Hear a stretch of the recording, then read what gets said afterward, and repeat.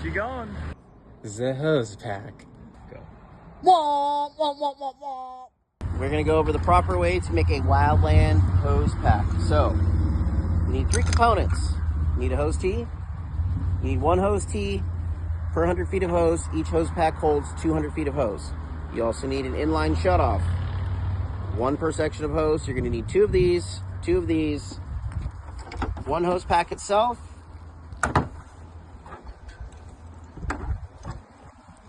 and 2 clips. These clips go around the center of the hose, helps keep them together. We'll go over that a little bit later in the video. This is the basic things that you need in addition to 200 feet of Wajax hose. Okay, so first things first, we're gonna roll the hose. So you're gonna use this wheel to roll the hose. This is designed for hose packs. Take the male, put it tight. This is newer hose, so it has a lot of air in it. So, best way to combat that is to get somebody with gloves and have them hold pressure right here. That'll help get the air out of it. So Dakota's gonna hold pressure for me.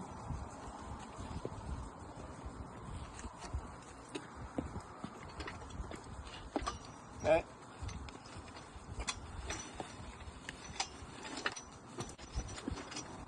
So as you can see, there's still gonna be some air in it.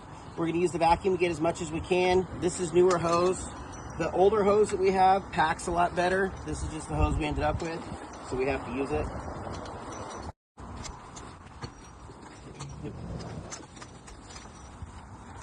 So you can see how AJ's kind of laying the hose out. The less kinks you have in it, the less air you're gonna have in it. Unfortunately, this hose rack is only 48 feet long and these hoses are 100 feet long. So, it doesn't always bode well for keeping the air out, but we'll work on that.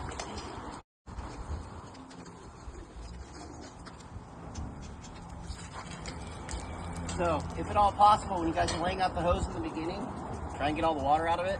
Makes life a lot easier.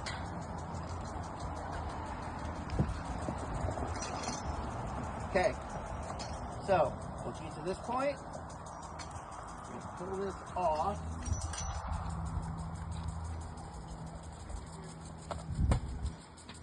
If at all possible, try and pull the male and the female off together. Sometimes, depending on the hose, to grab this side, it'll take 2 people. Okay, but you want to make sure that you keep the center intact. So we're going to bring it over the table,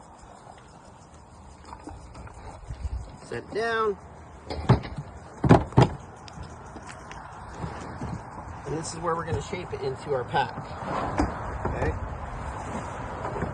so first thing you can do to get the air out is just manually squeeze it. Okay.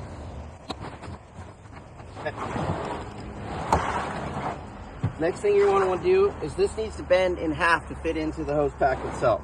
So this hose is kind of stiff, so this is going to be a little bit more challenging. Okay. So you get it in a horseshoe type pattern. Go. So this tail is a little bit longer than I would like. Normally the tail sits like right here. You can adjust that by feeding this around. The other thing you can do is move this up here because you're gonna have to put your couplings in there anyway. So you can move this around just a little bit, fold it at a different angle. If that doesn't work, you can just do this and pull it in half. But don't do that till the end, because that'll help you get the air out of it. Okay, so Dakota's gonna hold this tight. Next thing you're gonna do is the clip. So the easiest thing to do is to slide this off the edge just a little bit, come up underneath. So, slide down the table. So, now, This clip may or may not work on this hose. So if you're not sure if it's gonna work, put the hose back out flat. Put it back out flat.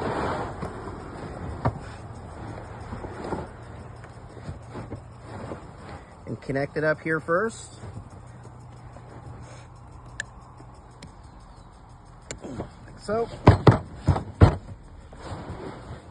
And then I can bend it again still. And get your air out, okay? So, at this point, you're gonna put on your hose tee. Your hose tee always goes on first. Every section gets one. Then you're gonna put on your shut off. This is where your vacuum comes in. Close the shut off. You can leave this out for now. We're gonna put the other end of the vacuum on this and we're gonna suck as much air out as we can.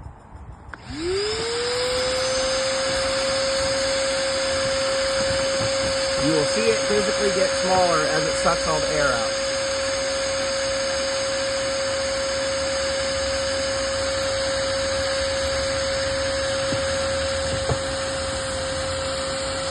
You saw how puffy this hose was? You can see how small it's already getting just by doing that. So, good and bad. It's a little bit loose now, but it's still going to be a good hose pack. That'll get taken up. When we put this back in, when we feel like there's enough air out of it, we slide that back in, open this back up. Okay. We're gonna open that back up.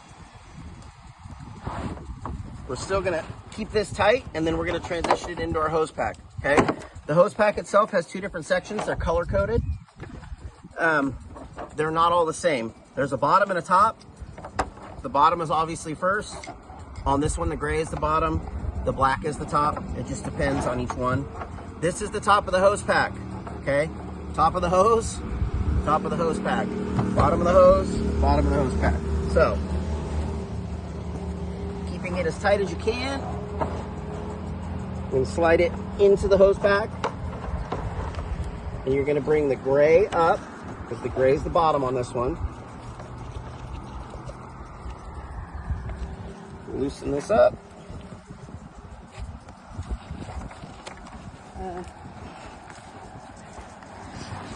Depending on how old the hose and how old the hose pack is how well this is going to fit.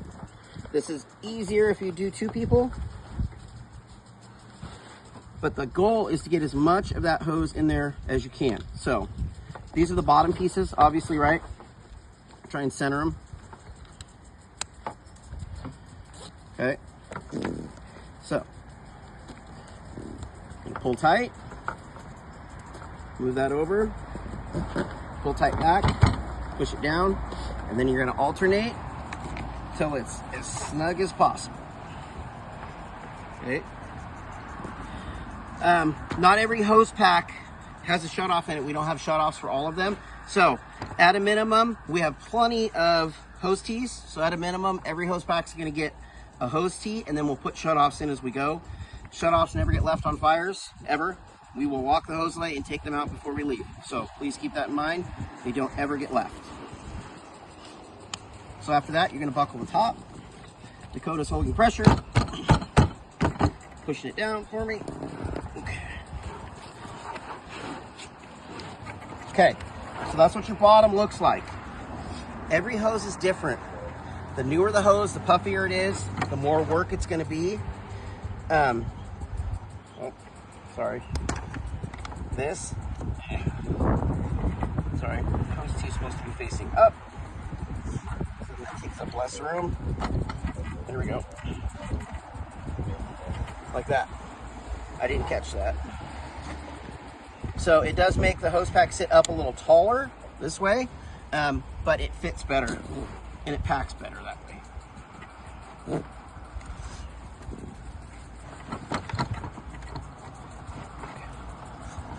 If you can remember when you're doing your hose lays to grab these clips and just clip them on the hose. If you don't, it's not a crisis, I'll buy more. But it's easier, especially during the summer, if we have a good cache of them and I don't have to build new ones all the time. So if you can remember, throw this on the hose, bring it home with you if at all possible. Okay, we're gonna cut to the next one. We're gonna roll that real quick, and then we'll add it to the top so you can see what a whole one looks like. Okay, second pack is made. Use the vacuum to take out most of the air, but like we talked about before, this, unfortunately right now, this is brand new hose, so it's not awesome to deal with.